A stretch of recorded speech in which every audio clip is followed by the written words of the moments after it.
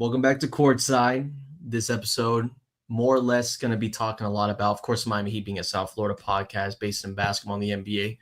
But what is really going on with CP3 and the Los Angeles Clippers? They're saying reports right now that apparently Chris Paul was not even speaking to Tyronn Lue for the past few weeks before he ended up kicked off on this Los Angeles Clippers squad. Earlier today reported in his last game in Miami, mind you, cutting a 40-point lead with a three-pointer, like, the meme of 2021 and what majority of his last 5 years have been known for. So we're going to talk a little bit about CP3, the Miami Heat, of course, one of the best offensive right now in the NBA, top 4 in the Eastern Conference, and could win an NBA Cup. And that's going to be starting off on Tuesday, the 9th of November next week. But that and more in OKC, a one-loss OKC. Is there even a team to consider right next to them?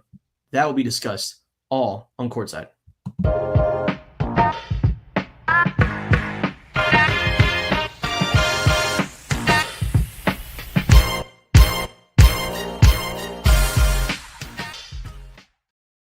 So the Oklahoma City Thunder, they're one of the better teams throughout the entire NBA. And obviously, at a one loss this year, you also look at first in the West, 21-1. Also, Jalen Williams ended up joining into this roster, just adding more to the fire. Top 3 in points per game, 12th in rebounds per game as a team, and top 15 assists per game. This team overall has been making light-out performances on national television, even streaming for those who have Peacock or Amazon Prime or whatever, which I'm still very 50-50 on that. Like, the broadcast crew for Amazon Prime, I really don't mind it. Like Dirk Nowitzki, cool, right? You got some Hall of Famers in there. Not a big fan of the overall product compared to what we've seen from NBC and Peacock. But either way, though, OKC on top of the West right now. And funny enough, they're only 5 games ahead of the Los Angeles Lakers at second, 15-5. And that is a team in Los Angeles where LeBron has slowly gone back into the mix. He had his first season debut about a week or so ago. Now they find themselves kind of close and as well right there next to Houston at number 3 spot. And the Spurs, even with Wemby missing time with injury, right there at 4. So this is still a Western Conference that's still not up for grabs per se at the moment. Again, we're talking about December, November basketball. But OKC on fire, though. Chet Holmgren could be, going to an all-star bid this year. Shai Gilgeous-Alexander, I don't know if he'll win MVP again this year, but this is a team that's young, 13-game winning streak, unheard of stuff, basically tying that of the Detroit Pistons, who had 13 wins early on in this season. And Detroit in their own right as well. Really dominant team, physical team, number 1 right now in the Eastern Conference. So to see right now that we have the Oklahoma City Thunder peaking, not at, again, who knows exactly how many games they'll win. 70, 65, maybe slow down in the All-Star break in February. I kind of doubt it. I don't think this team is built to slow down, especially with the young legs and guys getting healthy 20-plus games in. So healthy roster throughout. And that's a weird mix where we've seen a lot of NBA teams and successful ones for this upcoming, I'll probably say NBA Cup tournament break, if you want to call it that. Do you even put a period of time? Because it used to be start of the season, All-Star break, and then go into the playoffs. Now you have to put this tournament in there, the in-season tournament of the NBA Cup in. And I guess that's maybe a few days of no basketball and just the tournament games going on. I really don't want to count it as that. I still not a big fan of the tournament games, let alone the idea of having a banner up. If the Miami Heat or the Boston Celtics or any of these, the Lakers, the Lakers already put up a banner, which made no sense. That should be a doormat. The NBA Cup banner of a championship or whatever award that they give them, that should be a doormat. That should be used in the practice facility. That shouldn't be able to find the actual court where they play the regular season games of any team, any organization, even if the New Orleans Pelicans were to somehow do it one of these years. And that right now is probably one of the worst franchises in the NBA currently today. Actually, funny enough, Zion Williamson is going to be missing an extended amount of time at the moment, and that is a team 3-19, bottom of the barrel in the West, only tied with the Washington Wizards. And the Wizards, and again, small piece about the Wizards because we obviously got to focus on the other things of this podcast. Alex Sarr, I was definitely wrong about him. 19 points per game average, I believe. He's getting at least an average of a double-double. And Washington, again, a 3-win team. The young guys look promising. They look like they can do something for their future, at least, not this season. But speaking of this season specifically, again, I talk about OKC, no one being really in the way of them. Maybe you want to put Luke out there who's having an MVP type of season, still 5 games behind. In the Eastern Conference, the Miami Heat, third in the Eastern Conference. I have a weird scenario because after their loss against Detroit, which was a 138-135 loss, and still close at the end, but the Heat down by double digits, didn't really get a good handle of the first half in their game against Detroit, I believe the last Monday. Coach Eric Spoelstra talked about, we're best when we're physical, when we're scrambling, and even, you make mistakes here and there, but that's our best when our mentality is on physicality, on being aggressive and always moving. That Heat team was not moving all the time. Now, Monday night against the Clippers, they were moving nonstop. That team was up, I think in the third quarter, it was like 103-69 or 67 against Los Angeles. And the Clippers team that's very much down right now. Again, we'll talk a little about that with the Chris Paul stuff later in this podcast. But the question, and one of the biggest questions as well, when we're talking about the Miami Heat in our main podcast, Plug Talk Sports main show on Mondays at 10, the big question was like, if Tyler Hero gets added in, what does Norman Powell's usage look like? What does his roster look like with his new offense? And the new offense itself, it's less screens. One guy moves up close to the key. Everyone rotates and cuts. And it's a screenless type of basketball, which a lot of people in the NBA have been copying right now. And this is, again, it's nothing new. I think when I was doing my research on it, I think there was a basketball coach or a team that did this same type of offense in Division III. And also, everyone's doing Division III stuff now. Like, I feel like the experimental leagues is really collegiate basketball where it's not being shown. Oh, this is on a YouTube channel. Or it's like on a random stream on like a Tuesday night or something like that, But somehow, some way, Eric Spoelstra able to find it, able to use that offense. And now they have this screenless basketball that goes into a tempo of, how do we get points right now? We got to find guys open. I cut in. We're going to have a trap. The extra help for the pickup, we're going to dish it out in the corner, get a 3. Like, Khalil Whale is getting open 3s now for the Miami Heat. Norman Powell is getting more off the wing. And Tyler Hero, his first game back, Tyler Hero had 25 points, didn't even shoot, or I would rather say make a single shot beyond the arc. I think only like 2 attempts that night.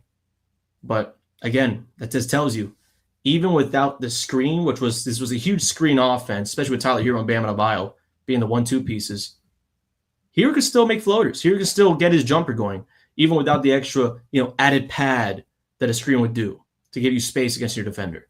So this team is still effective offensively. Do I think that they could get number 1 in the East? I'm not too sure. Because the biggest thing for the Detroit game was that physicality that Detroit has. Like Cade Cunningham, I think Cade Cunningham the other day had like a game-winning layup that like just showed you the type of team that Detroit is. Cade Cunningham and a bunch of those guys on that roster, wide frame, can move the ball well, and obviously not a lot of guys can stop that. Cade Cunningham went coast to coast, going to the sideline, half court, 2 guys on him, spin, shoved the little guy off his shoulder, got low, went in for a layup, and it looked easy as pie. It looked like prime time DeMar DeRozan, in my opinion, going coast to coast. And between him, you also got other guys, really good usage. Not usage guys, but more like role reserve type of players. Holland's really good.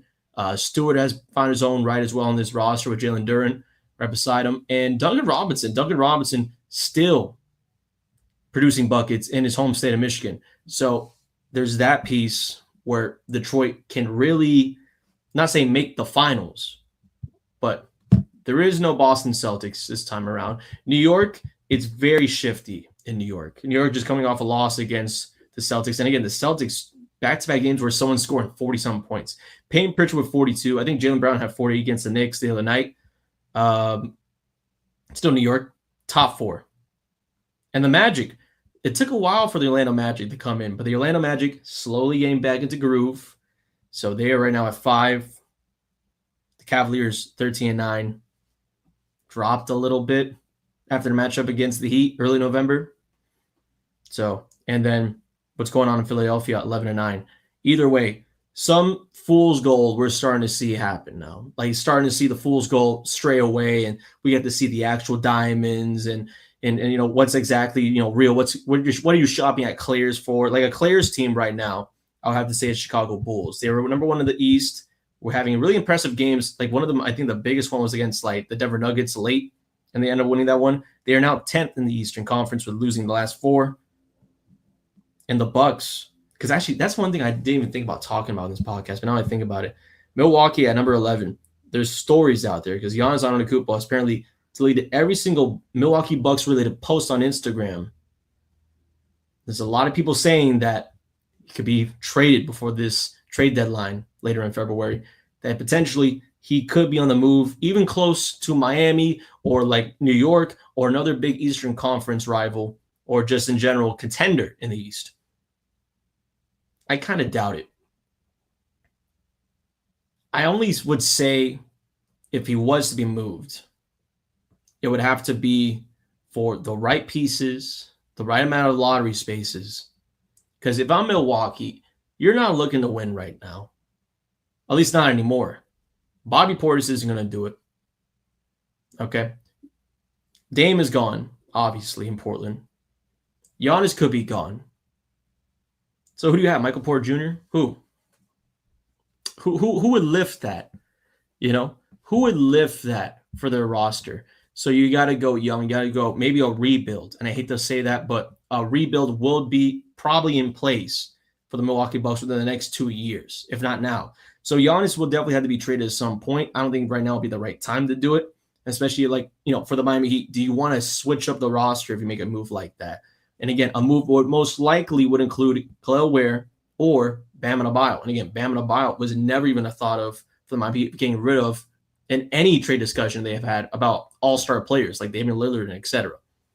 The Celtics obviously can't do that. They're just waiting for Jason Tatum. The Knicks, you already got Karl-Anthony Towns. You might, with some draft capital, Mitchell Robinson, who I feel like is always on loaded management at like 24, 25 years old. What's going on with that? Guys are getting hurt like crazy now, especially with the speed of the game. Maybe, or I don't want to say like Cleveland, because you have Defensive Player of the Year, Mobley, like that. Maybe Garrett Allen gets sent with some pieces. Then again, Miles Turner is already in Milwaukee, so maybe they're not even looking for a big man center. Maybe looking more for a primetime forward that can stretch the floor, maybe even a two-way player like that. Maybe that's when you start looking for Giannis to go west. And you start looking at these other guys. Looking at some teams right now. Maybe go out of your way and get yourself somebody out of Golden State. Maybe like a Jonathan Kuminga. Had to deal with the whole thing of a contract, waiting on that for Golden State to even start their offseason last year, or the offseason coming into this year. Maybe John Morant is not really happy in Memphis. Maybe go that route and send John Morant to Milwaukee. Maybe go out of your way and go, hey, let's just get whatever trades we want for draft, and you go to a team like Utah or Dallas. Dallas want to get rid of Anthony Davis. And I thought, and again, this is less than, if I'm not mistaken, less than a year since the Luka Doncic trade between Dallas and Los Angeles. Nico Harrison's already fired, and Anthony Davis could be already out of Dallas.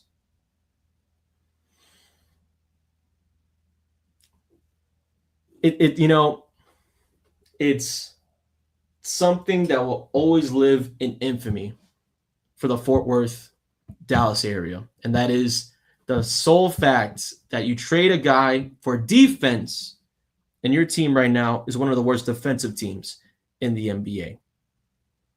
Or at least in the middle of the pack, in my opinion.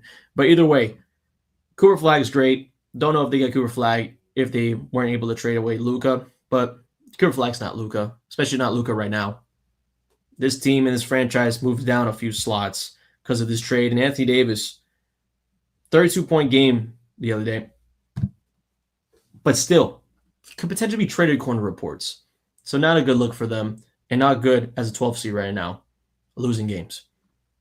But speaking of losing games, and this is a quick podcast, it's only a 30-minute podcast, nothing too crazy, but I do want to talk about Chris Paul. Because I was there for his last game. And it was like a weird feel, because it's kind of like, you expect this guy to retire at some point.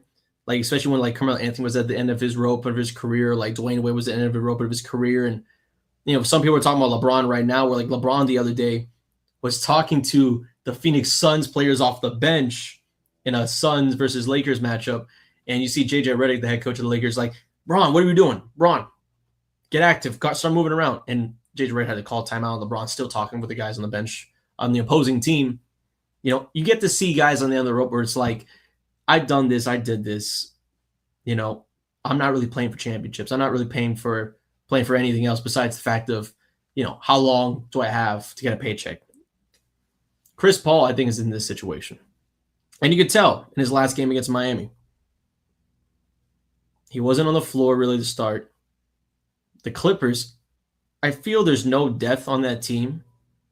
And a lot of guys talk about, oh, well, you got guys who are future Hall of Famers on the roster. And, well, when Kawhi's healthy and, you got like a lineup with James Harden and Zubats. And, I mean, this is usually a really good team. Anybody in the NBA would love to have these players. Well, they don't have enough depth and health to combine with that.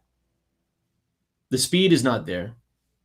Defensively, they get beat out on offensive rebounds. I'm looking at James Harden would have to play 35 minutes per game. Kawhi Leonard would have to be active every single game. And there would have to be a 7 to 6 man rotation. Jordan Miller wouldn't have to be involved. These other guys wouldn't. I think I saw Stanley Johnson. I might have been like miscorrected, but I swear my eyes saw Stanley Johnson on that roster, which is not a good thing. Nothing against Stanley Johnson, but it tells you how deep that roster is if Stanley Johnson's getting pretty good minutes. It's not deep. It's not a deep roster at all. Very young roster on the back end of it. Starting 5, old.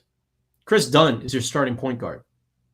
You're not going to win a championship like that. You're not going to, even in the Western Conference today, you might not even win a first-round matchup if you're the Los Angeles Clippers against any of the top 8 teams right now in the West.